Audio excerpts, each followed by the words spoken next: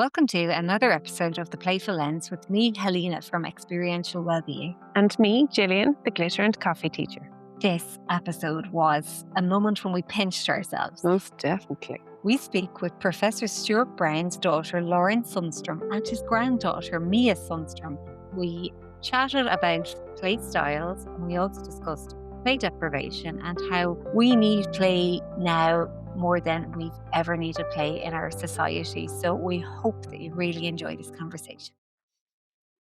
Welcome to another episode of The Playful Lens. In this episode, we are very excited to be speaking to Mia and Lauren Sundstrom, and they are taking over the National Institute of Play run by Dr. Stuart Brown. So we are very excited to have Mia and Lauren on our podcast episode.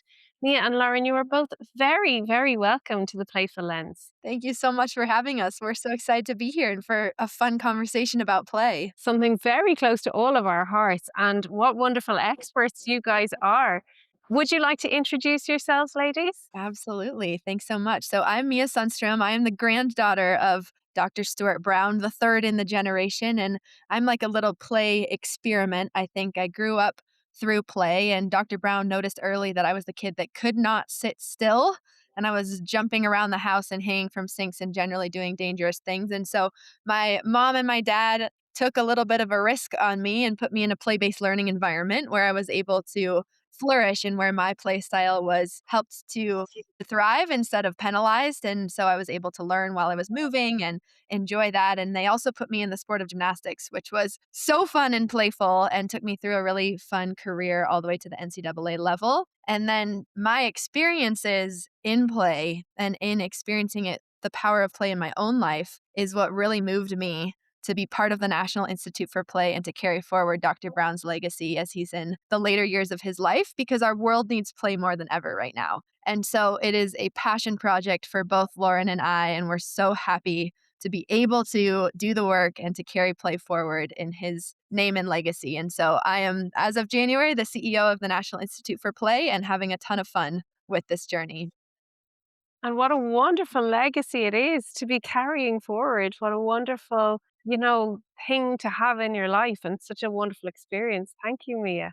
Lauren, would you like to introduce yourself? Absolutely. So I'm Dr. Brown's youngest daughter and Mia's mom, and it's really a rare gift to work with three generations on such a, as Mia said, such a timely, such an important topic. And people often ask me, well, what was it like to grow up as Dr. Brown as your dad? And he's often called Dr. Play. And for me, I would say the thread of play was woven through my life as a child, as a student, as a competitive athlete, as a professional, and really most profoundly as a parent, because as Mia explained, we kind of had the permission to say, all right, we're going to do things differently. We live in Boulder, Colorado, which is a little bit of a hippie town. It's a little bit of an alternative place. It's a very outdoorsy place. And so that was acceptable here. And there were some tremendous schools that really valued play and did things differently. So for Mia and her brother, they went to a K through 8 school that had really limited tests, grades, or homework. And that worked super well. It was really kind of a leap of faith. It was unusual. It still is. I'm sure you guys find the same thing there where you are. And it was just, again, a really fun play experiment. So it's just a huge honor to be here and to be able to, again, carry forward the legacy of Dr. Brown. That sounds amazing. And again, what a wonderful gift to give your child and such a beautiful educational and parenting experience. It would be lovely to have more schools like that here. We would love that here. Having that permission Yeah. to play, it's one of our goals with this podcast. It's to give people permission. Oh, you're doing the right thing. So if we were to ask you ladies, what do you wish everybody really knew about play? Maybe would you like to talk to us about what play is for you? Absolutely. If there was one thing that I wanted everyone to know about play, it is that you are never too old to play. Full stop. And if there's one thing you take away, it is that you're never too old to play. And that's because play is biologically hardwired into the most ancient part of our brains. And it's one of the deep intrinsic drivers that motivates us to engage with the world and with others in certain ways. And you can identify that when you think about a world without play, without jokes, without sports, without art, music, movement. That's a pretty bleak sounding world. But Mhm. it's interesting because the fundamental question is, well, why do we do all of these things that are seemingly purposeless? And yet they're so fundamental to being human. So it's a really interesting paradox. And it's actually really hard to define play. And so if anyone out there has a good definition, we'd love to hear from you. But there isn't consensus amongst leading researchers on a solid definition of play, and it's because it's this state of being that sort of transcends our ability to describe it. Dr. Brown likes to say, "Well, we knew how to play before we knew how to speak." And so that Yeah. is really interesting. So what we've tried to do at the National Institute for Play is define play on a bit of a spectrum. The first side of the spectrum is to think of play as a state. So the verb, the act of playing. This is a dreamlike alternate state of being where you're sort of taken out of the usual operations of time and space. It evokes positive emotions like joy and awe, which are some of the most powerful human emotions. It's done for its own sake, not for any particular outcomes, and it's self reinforcing. So it makes us feel good while we're doing it. The benefits last beyond when we're doing it, and it keeps us coming back for more. So that's kind of that fleeting moment of play, the act of playing. Then you also have playfulness as a trait. So, an adjective, sort of the cognitive disposition of playfulness, a way of approaching life in a playful manner through optimism, through curiosity, through creative problem solving, adaptability, a good sense of humor, right? These attributes that help us to navigate the world, both good and bad, through the lens of play. And I think where the real power lies is that spending time in that state of play helps each of us to develop the trait of play. And that's really powerful. Now, the complexity really arises, and this is the last thing, in that what's play for one person might totally not be for the next person. And even what's playful for you one day might not be the next day, right? The internal and external environments we're constantly shifting through dictate our ability to access that state of play. So you can think about like running, for example. For some people, running is play. For some people, running is probably the most dreadful activity in the whole world and will never be playful. So this is where it's really interesting and play is uniquely individual. So that's the quickest way we can think of to define play because there's actually a lot there. Yeah, but I love that. Yeah. It's so it really honors how unique we as humans, Yeah. doesn't it? And there's so little in our world now, I feel like that honors our own individual creativity, our own unique way of being. And Mhm, play does that for us. mhm. Absolutely. Brown likes to say defining play is like trying to define love. It's just tremendously hard to do. It's this wonderful state of being. Yeah. Yeah, it really is. We have this a lady in Ireland called Dr. Joanna Fortune, and she says the same thing. She says that play is not a state of mind; it's a way of being. You know, Mhm, or it's not a box of toys. Play is not a box of toys; it's a way of being in a state of mind, and it's so mhm. true, isn't it? And as you say, it's can be different for different people. What one person experiences as playful, somebody else might absolutely dread. I know you love getting up on stage, Helena. I absolutely wouldn't do that. It's your play. Yeah, absolutely. And if we were to dig down a little bit deeper into that, I know that Dr. Stuart Brown's talked an awful lot about play personalities. And like, would you like to give us some insights into that? Yeah, absolutely. There's a lot there. And I think what's interesting is oftentimes we see play in a really narrow scope. Maybe it's your kid's sport or it's the board game that you play. And that's actually not true at all. It can be any activity that brings you into that altered state of being. That could be coding for someone who loves coding. It could be running for someone who loves running. So, really trying to broaden our scope of play and think about first, there's kind of a couple layers to play personalities. We have types of play, what we like to talk about. There's object play, social play, exploratory play, creative play, right? All these different types, risky, rough and tumble. And then within each of those, there's also dimensions of play. So whether it's social or solo, whether it's high energy or low energy, whether it's working towards mastery or trying something new.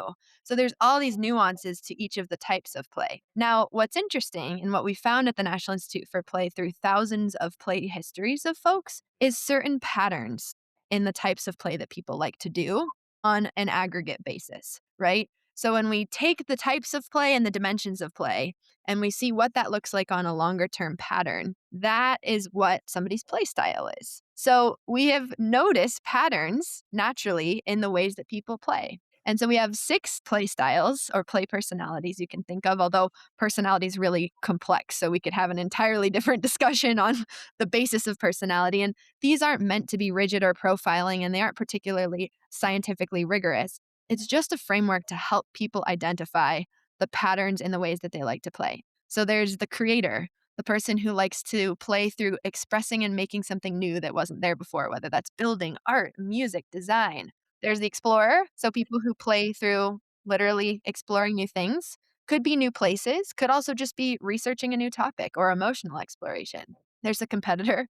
These are the people who genuinely play through trying to either win, beat someone else, or maybe master a skill, beat themselves. Then there's also the organizer, and this is one that's widely misunderstood. This could be someone who literally plays through organizing their junk drawer, or through leading a group of people, through being a social connector, through organizing different things or elements or people. There's the dreamer, so the people who love to create imaginary worlds or role play or experience the athletics or environment of somebody else, right? Going to a concert is a form of dreaming. And then lastly, there's the mover. That's me. And these are the people who just play through physical interaction with the world, whether that's thrill seeking, basic movement, sport, whatever that looks like. So the idea is that most people fit under multiple categories. But what you loved to do as a child before the world told you who you needed to be, those natural predilections for the activities that bring out that most intrinsic motivation, tell you a lot about what your play style is. Now, the trick is to be able to identify that, to stick with it, as our societies tell us to be responsible and to go a certain path, and that there's a right and a wrong way to do things, right? And then to be able to follow that and honor it as we go into adulthood and as play is a lot less present in our lives. Yeah. Oh, yeah. Cool, Lauren. I was just going to add a quick thing here. These play styles are so interesting and they can really help people, again, as Mia said, to access their play. And there was a survey done last year in the UK of 2,000 adults. And the survey revealed that people, largely adults, have just kind of forgotten how to play. And fully 2/3 of the people that responded to the survey said, I don't know how to play anymore. And when asked at what age did they forget, the average age was 29. Again, going back to those play styles, it can be a helpful metric for people to find those triggers. But I wanted to tell a quick story of someone who recently contacted us because this was a really unusual trigger to finding their play. There was a gentleman who, again, lived in the UK and was feeling just in a bad spot in his life. He was struggling with alcoholism. He didn't like his job. He didn't like where he was going. And he decided on one day on his way to work to take a different route and change things up. And he walked along a grassy hill on his way to work and he tripped on the hill and he fell and tumbled head over heels down the hill, like all the way down to the bottom. And he got down to the bottom and he sort of shook himself and then he laughed for the first time, he said, in a long time, deeply laughed. And he felt like that moment completely shook him out of this funk that he was in, enabled him to move ahead, to get rid of the alcohol, to get into a job that he liked. And he's actually now coaching and trying to coach in a playful style. And he reached out to us because he found our work and said, oh my gosh, let me tell you this story because it's so profound. Profound, and it kind of epitomizes what we're all about.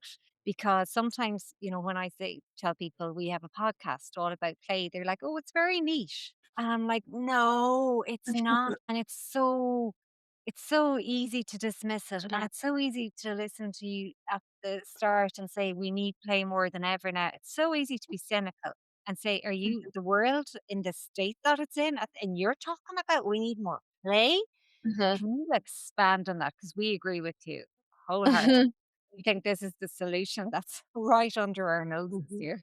Yeah, I think it's this global misperception that we're facing, and it feels like, well, in a time where everything is so heavy, we need to be more serious and we need to acknowledge that. And the acknowledgement and the understanding and sort of naming what we're experiencing as a whole, and honestly, a bit of a collective grief that we're experiencing with the loss of the way that our communities are connecting post pandemic and through the way that technology has interfered with some of that in person true connection. We're experiencing so many new things that are hard to name. And there is a collective grief around that. And we do need to acknowledge the really hard things that are going on. And play is actually a tool for us to find joy in suffering. It's a tool to not dismiss our pain and not ignore our pain or the pain of others, but to actually help us move through it, understand it better, interact with it better, so that we can build the resilience, the adaptability, the creative flexibility, the connection with others that we need as sort of those core character strengths to be able to navigate the complexity and the challenges and the hardship. So we like to think of play not as the opposite of experiencing our hard feelings, right? But as a tool to help us understand them more and to move through them together. And so it's important to first, yes, of course, acknowledge the things that are going really poorly, but also to use play not as a way to dismiss them, but as a way to move through them. Yeah. Oh, I love that. And that's such a lovely way to put it because I think it's so lovely that you're talking about adults being playful as well. There is very much a kind of a thought and a misconception that play is only for young children. And Yeah. one of the things that we're passionate about it as well, is for older children and our middle to senior classes in primary school who would be from, 7 up to 12 and beyond. So I love that you're including adults and that story about reconnecting with playfulness was about an adult. It's so wonderful because there definitely is that misconception, and it helps us as adults through those difficult times. Me, I love that. Absolutely. And there is, and what's cool is there's the science backs that. And Mm. the entire reason that we spend so much time in the space of play science is simply to help give the people the permission to say, play is productive. End of story. This is a good use of my time. And the way that we can kind of think about that, and this helps us with the challenges that we're facing, right? These buzzwords around polarization, around loneliness, around disconnection, around discontent, like we're seeing and hearing these things, even in the Google search trends and in the way that our world is interacting. But when we think about play and we break down kind of what are the positive outcomes of play, we can look at it kind of in three to four primary categories. And that's cognitive growth. So it's helpful for learning a new skill, for keeping our mind sharp, for being able to remember things like all of that. There's emotional regulation. So it's literally a nervous system regulator. It helps us to get out of that fight or flight and to, adapt in ways that we wouldn't be able to in a stress response actively. It's a social connector. It's a way for us to fundamentally connect with another human on a deeper level and really to dissolve our differences and remind us what we have in common, which is a really helpful tool in this moment. And of course, also physically, right? In the case of physical play, there's extreme physical health benefits. And so, one of the things we've also studied, though, on the flip side of the science is the consequences of play deprivation. And Dr. Brown actually got into this work by studying mass murderers and finding that they all severely lacked childhood play for one reason or another. And so, we can see that we know that neuroplasticity is adaptive and it's also maladaptive, right? So it can actually, when we don't play, we are susceptible to those maladaptive pathways strengthening things like anxiety loops, addictive predilections, mood driven behavior. So it goes both ways. And that's what we're not trained as humans, especially as adults, to think about. Why am I not feeling good today? Probably because I didn't play enough 3 weeks ago, right? Like we don't think like that. And it manifests like we're so cynical or I'm Mm. so quick to judge you. That is like a lack of play very often because I Exactly. know when I feel happy and I feel good on myself, why would I like who has the energy to expend on judging or Yeah. criticizing somebody else? With the Yeah. lack of play and that deprivation, it makes us heavy. And then Exactly. we find misery loves company. It's Exactly. like, come on. No question, no question. In the States here, a couple months ago, there was a report released by a really tremendous social entrepreneur named Aaron Hurst, and it's called he's calling it the Chamber of Connection, his group.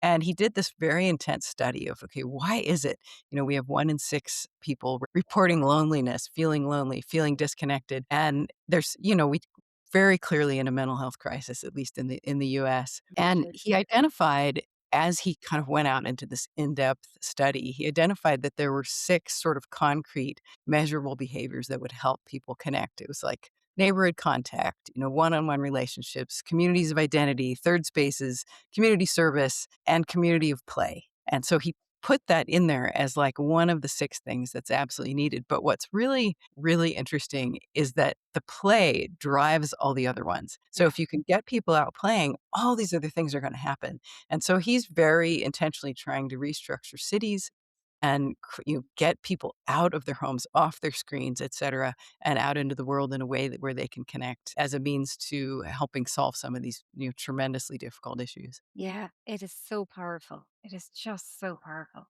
And I think one of the things, as I said already, so many people associate play with children. Mhm. And I love that you're bringing this into adults. You know, one of the characteristics of play is joy, that it's joyful.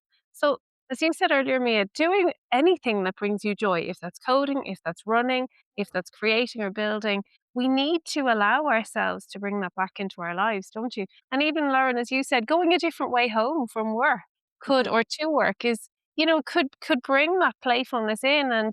And one of our other guests said, she said something similar, but she said, take a different personality when you go into a different coffee shop for Mhm. your coffee. So instead of being Gillian today, I'm going to be somebody totally different and be flamboyant for 2 minutes while you get your coffee. But even as adults, just to bring that in could Mhm. be a way of reconnecting. It could be a way of helping those mental health issues as well. No question. Absolutely. And it's interesting because, with adults, and we think about this, you can think about this with exercise too. As Mhm. adults, we think if we're bad at it, or if we don't have more, less than an hour to be able to spend time doing it, like, oh, we don't have time, or it's not worth it because we're never going to be good enough at it. So we have these like psychological barriers once we get to adulthood of, well, it'd be really fun to go play pickleball, but I'm so bad at it and I'm not going to Mhm. be good at it. And so maybe I should spend my time on something that I'm good at, because that's how we're trained. Right? Like, to be able to achieve and produce and do all of these things. And so we have this big barrier to kind of not taking ourselves so seriously and doing something funny and laughing at ourselves and being able to be bad at something but still enjoy it. Because there's this space where that's so powerful. And that, when we actually get into that state of play, it leads us towards mastery anyway. So we want to be able to start something for its own sake, not for any particular outcome, not because anyone's judging us for what we're doing, and to just do it because we love it for no other reason. And so that's one of the barriers I think that we see commonly too. But that second piece of it is, yeah, if I don't have an hour in my schedule, I don't have enough time to play. And that's where our big challenge to everyone is not to think of it as an additional to do list item, but to just transform what's already there. Where's a moment in your morning routine where you can add a little bit of playfulness? This is actually a story from my brother. He was telling me about this the other day, and he works in sales right now, and it's a super high pressure job, and he's doing a lot of cold calling, which is a good way to get shot down a lot of times. And he said that he has created this challenge with his coworkers that each call they have to add in some sort of word or phrase into the call, right? And do it seamlessly so that the client doesn't notice. And last week it was 6, 7, obviously, because, and so he's like, yeah, 6 or 7 times we've done this, whatever it is. But that's a good example of something that's high pressure where the play is not obviously there. Finding a way to flip the mindset, turn it into a fun challenge for yourself, invite others into that so it's a collective experience that you can bond over and have a much better time doing it, where the time flies by a lot faster and where you're still achieving the outcomes that you're looking for because you're less tense, because you're more conversational. So that's an example that I absolutely love, that I think Yeah. is just a way to think about. This is not about carving out an hour of your day. If you can do that, awesome, but don't start there. Just Yeah. start with what's already there. Absolutely. I I love the coffee shop example too, of taking on a different persona. I was just speaking with someone who trains corporate groups in improv. And I said, oh my gosh, that would be so hard. Like, how do you do that? How do you do improv? He said, it's not hard. You just do it. And to me, it's very intimidating because I'm not that person who gets up on stage very well. And so, in any event, I love that example. I might have to try that one. Yeah, so the next time you're getting your coffee, instead of being yourself for 2 minutes, just be somebody completely different. Change your accent or do it more flamboyant or something. I like that one too. And me, I really agree with what you said there as well. I think a lot of the time as adults, we're afraid of being judged, aren't we? We're afraid of, what will my colleague think of me? What will my neighbor think of me? And my husband bought me a pair of roller skates last Christmas. And I haven't worn them out because I am afraid of what my neighbours will think. She's not very professional. I thought she was a teacher now. She knew what she was talking about. Look at her out on the roller skates. But I did one day. I took them out with my son, who's 8, And I had so much fun. I was up and down the road on these pink and aqua roller skates, and I didn't care. So I think we are afraid of being judged, aren't we? Even if it's something we really want to do. Exactly, exactly, and that's something we can learn from kids because kids Yeah. have much less of that inhibition, and so these are the things that, we almost need to unlearn as Hmm. we get into adulthood and to sort of recognize the way that they've sort of seeped their way into the way that we approach our lives and to use play as sort of a reset to those things because that's what we see so often. Yeah. The way children make sense of their world. And we learn so much about ourselves when we play. And I often think of, Gabor Mate talks so much about the mind body connection. Mm. Like recently, I was at the playground and the monkey bars or something I couldn't do when I was young. And I was like, I really want to do the monkey bars. And we went to the local playground and I couldn't let go. And my husband was like, just let go. It's not that big a drop. And I was like, I can't. I'm sweating. And I was like, I can't. So I'll come back. And I came back 2 or 3 times. And each time I just couldn't let go. And I was there at the weekend. And I was like, I am going to get it. I'm gonna get across these monkey bars. I know I can do it. I just need to do it. And he was watching me, and he was like, slowly drop down." And I was like, "Okay, I can do that. Now just look at the bar in front of you." And he's like, "You're so focused on the end, Helena. Mm. You can't see where you're starting." And I was like, "I do that as a person. My mind works like that, and my body was showing me that's what I'm doing. I need to slow down." And like our bodies are so wise, and we learn so Mm. much when we get into our bodies. And play does that, doesn't it? It brings us right into the wisdom in our bones. Yeah. And it's the Uh, process, not the end result. Yeah. Absolutely. Mia made the good point of watching kids will really do a lot for you because they don't have that same self-consciousness. And we mentioned earlier Mia's the school where she attended. She and her brother went to this wonderful preschool and then into this really interesting K-8. But at the preschool, there was a child there that I heard about right before we joined this school, and I thought this was the most profound thing. You think about play again as being monkey bars moving, that sort of thing. It usually is with kids. But this child had actually had gotten into a fire and had gotten burned and been through this horrendous experience where his skin had gotten terribly burned. He was out for weeks. He came back to the school. He was, carrying this weight of this tough experience. And the teachers at the school, because they're like you guys and they know just let him be, let him do his thing, don't intervene, don't try too hard with this kid. They let him just go out onto the playground every day, and for weeks, he went to the same place in the sandbox, and he filled up a dump truck, and he dumped it out in the same spot, and he created this very, very thin layer of sand, and then he patted it down, and then went back again, got the dump truck again, filled it again, dumped it out over the layer, created another layer, smoothed it out, just super deliberately by himself, slowly, and he did this day after day. And finally, the teachers kind of realized this is what he's doing. He's healing his skin. He's creating layer upon layer of sand, and it's acting as a play, as a healing way of him, getting through this experience and literally healing his skin. And I just thought that was the most incredible story. And again, it takes a certain kind of environment to allow a child to do that. It's a beautiful environment. And there was a lot of ritual in the school. There was a lot of outdoor play. It was very simple. Just a beautiful story, though, that I think is worth sharing. Yeah, that's really Yeah. beautiful. That really is lovely. And it just goes to show the power of play, that he had that power to be able to do that for himself without that intervention. Like we can be very quick as teachers to say, now you've played with the sand there all week. Come on, try something different. Absolutely.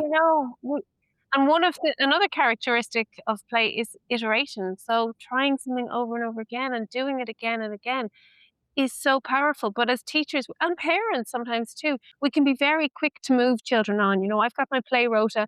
You're here, Mia. You're there, Lauren. You're there. Now we all swap. Okay. Yes. And by allowing children to have their space, he wouldn't have got to experience that otherwise. And he wouldn't have got to go through that healing for himself as well. So that is such a powerful Yeah. story. Absolutely. And I think about it even in my own life. If I love to dance, and sometimes if I'm carrying something that's bugging me, I literally can feel it sort of working its way out as I'm dancing. And it's just fascinating when you are trained in the science and you do know, okay, this is good, and I'm just gonna even for us, we still have to prioritize it, that said, but when we get out there and do it and find those benefits that just escalate, resonate all throughout your life, it's fantastic. Yeah. What was it like for you, Mia? In because for us, I suppose one of the things we feel strongly about is, we're so hung up on literacy and numeracy education. And for us, we're like creativity, innovation, play, they are of equal Hmm. importance, not less. So I'd love to hear what your experience was like, Mia, in school. Like, did you literally just play all day, or what was your education like? Well, it was normal for me, so I didn't understand, like, how special it was in the moment because it was my normal, but I did. I played all the time, and I think the component that really stuck with me is the ability to, number 1, advocate for myself, and number 2, be self-directed. Because what play teaches you is how to learn, and it's Hmm. a deep curiosity and sense of joyfulness around learning versus a very prescribed section of this is right or wrong of learning that is, has shown to kind of expedite the burnout process. And so I think for me, the biggest thing that I gleaned from, yes, playing all the time and being able to be self directed and explore the world as I wanted to and as I was seeing in that moment gave me this sense of self efficacy and an ability to just love learning. And I still carry that with me every single day, right? There's no template for becoming the CEO of a small nonprofit about play, but it's that joyfulness and the curiosity and the pursuit of learning that really keeps me going and makes it feel playful to me. And I think had I burned out of the idea of learning new things and of kind of like that acquisition of knowledge, I would not have the same level of either confidence and just passion for kind of like what I'm doing now. So there was no structured timetable. There was no, or was there? Was there sit at your desk? Now we're doing phonics and There we're was there was a little sit at your desk and now we're doing things, but for me, I got to bounce on a ball while I was sitting at the desk and, like and everything was turned into a game, right? Like multiplication tables and we're fast facts and we got to race each other while we were doing it. And so even some of the more mundane sort of learning piece was gamified in a way that was really meaningful and memorable. And so there was enough still structured time, and I think that is a balance, right? There's expectations that we have of people in the world generally that are outcome related, and that's okay. And play isn't the opposite of that. It's just a way and a tool to be able to handle those expectations and continue to grow into them as you kind of progress through the world. So there was a decent amount of like sitting and structured learning time, but what was interesting is there was not an emphasis on outcomes. So as Lauren had mentioned, not an emphasis on grades, not an emphasis on this is bad, this is good, but just this is all part of the learning process. And what that did is it helped the intrinsic motivation to flourish when you take away that extrinsic factor of, well, the only reason I did this test in the first place is because I knew I needed to get a good grade. Versus, I did this test because I'm deeply curious about this subject. I'm learning as much as I can and I'm doing my best for the sake of knowing that I'll feel good about doing my best. Like, there's a big difference in those two things. Yeah, And that's well said. yeah. It's interesting, it wasn't like a soft school that wasn't academic. I mean, the public schools here in Boulder were very, very highly regarded, and on the occasion when the kids did have to take standardized tests, they performed well. I mean, they performed at or above the levels of these other leading public schools. So it's I think that's where the misconception lies, and I think Mia said it really well. And that is so reassuring for us. Our curriculum is being redeveloped here, and we're in the throes of the rollout now of our redeveloped curriculum. And playful learning and active learning and play has a much more significant place in our curriculum now. Awesome. However, we still have to get that into our classrooms. Mhm. And I taught, it's sixth class here, so it's our 11 and 12-year-olds, brought play into my sixth class classroom. And you see children thrive. You just see, like Mia, what you said there about it's not necessarily about the standardized test score. It's about learning and it's about doing it because you're learning, not because I need to get a good grade for my parents or for the teacher or for whatever. And I think what you said is so reassuring, Lauren, that children are performing as well, if not better, as other, more standardized, more traditional environments when it's done through play. And for me, that is so reassuring because I just want to shout that from the rooftops that let children play in school and bring the play. Like we're very good here in Ireland at having playful learning and play in junior classes, but then it stops. Mhm. And I have had so many people say to me, "You can't play with sixth class," and I'm like, "Yeah, I can, and I get my Mhm.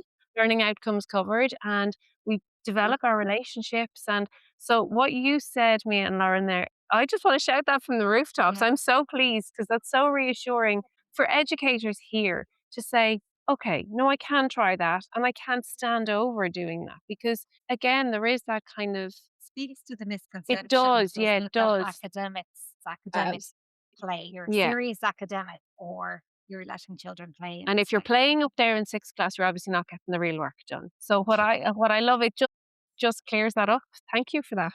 Absolutely, and there's some really good examples that we pull from too. The Finnish school system is absolutely yeah. phenomenal and has 15 minutes of recess to every 45 minutes of coursework all the way through. Grade school, and again, amazing test results, some incredible Mhm. things. And then there's a couple of different sort of almost experiments, honestly, in the States being done around adding more play. And it's through an organization and a program called the Play Lab. But there's a school in South Carolina that did very, very simple things. Open the playground early before school started, left it open after school ended, and added 30 more minutes of recess during the day. And this was in a low income, high poverty area. Within 6 months, disciplinary referrals decreased significantly. Parent satisfaction went up to 100%. Like, so there's just amazing examples, not only of learning outcomes, but of behavioral outcomes. Mhm. And we're not talking massive, crazy changes. We're just talking a little bit more space for play. And so I love what you're talking about too of play. I think recess needs a new name. It connotates that it's a break, but Yes. actually it's not a break. It's where significant learning and socialization skills happen. And so that's a mindset shift for all of us too. And the ability to integrate play into the coursework time as a way to achieve learning outcomes, that's where the real power lies. And so I love that you're challenging yourself and setting the standard to do that because that's what we need. And I Absolutely. think there what you said as well about behavioral changes, what I always say is play becomes your classroom management. Having playful learning becomes, because you're developing relationships and it's intrinsic rather than I'm doing it for her, but I can't do it. So now I'm going to start messing with my pal across the way. It becomes intrinsics and children want to do it for themselves. I always say to my sixth class, lads, you're not doing it for me. You're not doing it for your mom or dad at home. I Mhm. have my degree, I have my job. This is for you. And I always say that play is your behavior management. It is your classroom management. Children, they like that. They want that and they want it to continue. So why stop it by the silliness? And I think then when the silliness does occur, you can have the conversation and say to them, what's going on? How can I help you? Mhm. And it becomes much more relational. Absolutely. Absolutely. Absolutely. The kids are invested, you're invested. I mean, it just makes so much sense. It makes so much sense. Let me just throw out another little stat because you guys were talking about recess. There was a study recently done in the States where there's a lot of talk again about more recess. Is it good? Is it not good? And a study was done that measured actually the cortisol levels in the hair of children who were saying they had been experiencing stress. And so they did a very widespread study, but it was kind of the same kinds of schools, the same grade, the same age. And they measured kids that had recessed for 30 minutes versus kids that had recessed for 45. I mean, it's hardly any different. You wouldn't even think it would be different. And the cortisol levels in their hair, which represents kind of several months of stress levels, it's a really strong indicator, was 3 times higher in the kids with less recess, 3 times higher. I mean, this was just astonishing to me. I'm amazed that this hasn't gotten more publicity and we need to get it out there better, but it's completely, again, no pharmaceutical intervention, nothing else, just getting out and running around. So it's Presenting It's incredible, isn't amazing. it? And it's uh, like, my God, because in Ireland, like 80 to 90% of our teachers were burnt out. Yeah. We're Mm. overwhelmed. It's too hard because our breaks, like we have 20 minutes and it's like inhale your food and go, go, go again. So like that's such a win-win because Yeah. it's good for the pupils and it's good for the teachers. Completely. And I wish that we could measure this in adults, and we will Mm. get there, but in some standardized way where you could do the equivalent for adults and say, okay, how much does this bring your stress level down? How much better does your life get? How much does your productivity increase? We Yeah. all know productivity isn't just spinning things out. It's like choosing the right things to do in your life that align with your values and your goals. So in any event, Yeah. Lauren, if you want to email that to us, we can share it on our platforms as well. absolutely, I'll do it. Yeah, as you say, get the word out there. That's incredible. Yeah, Oh, yeah, that's really absolutely. important. We'll, we'll, Sure. we'll Yeah, set you up. yeah, you said you Yeah. do that. Sounds good. Um, so would you like to let our listeners know what you guys are up to in the National Institute for Play at the moment?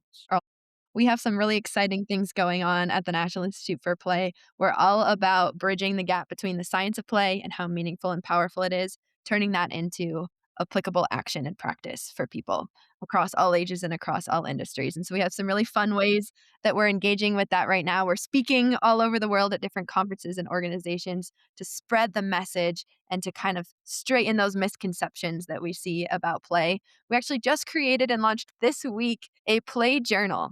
So oftentimes we hear, okay, this is great. I understand play matters now, but it's been a while. Like, what do I do? And so we created a 90-day reflection and practice guide on the basis of atomic habit building and the power of reflection to help folks sort of in their journey of rediscovering their play and their play personality and style. And so we're super excited about that. You can find that on our website. And then we have some other really exciting things going on. We started what's called the Global Play Network in partnership with Laura Haver, who is a fantastic partner of ours. And it's a space for our community to connect and to learn and to synergize and grow with each other in the play space. So we have people from all over the world as part of this LinkedIn group.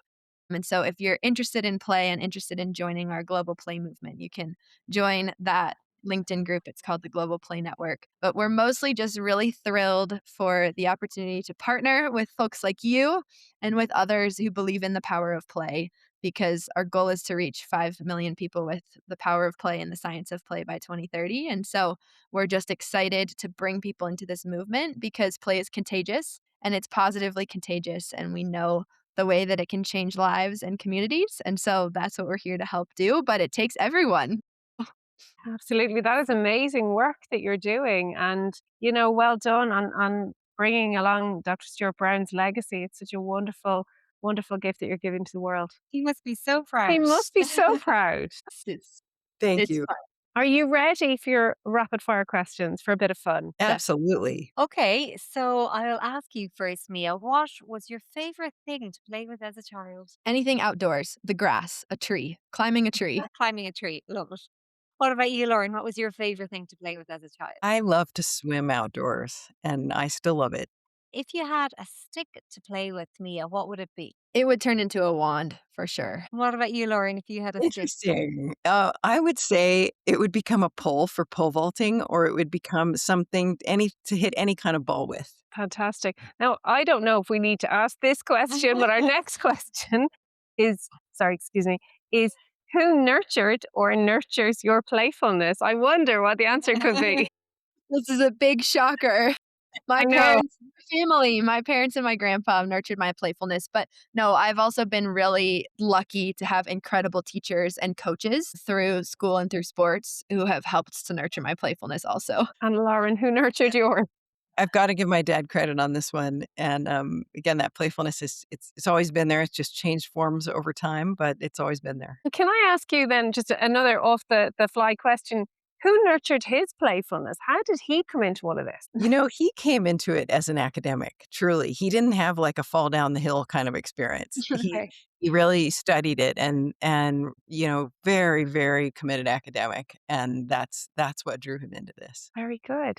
And ladies, Mia, what is a playful habit that you have never grown out of? So I am a big, I like to balance on things. And when I walk on the sidewalk, I like to walk on the curb because it's a little fun extra challenge. But literally right now, I'm standing on 2 balance balls while I talk to you all. So I've integrated it into my work. I just love to balance on things. Amazing. Fantastic. And Lauren, what about you? What is a playful habit that you've never grown out of? I would say that would be dancing.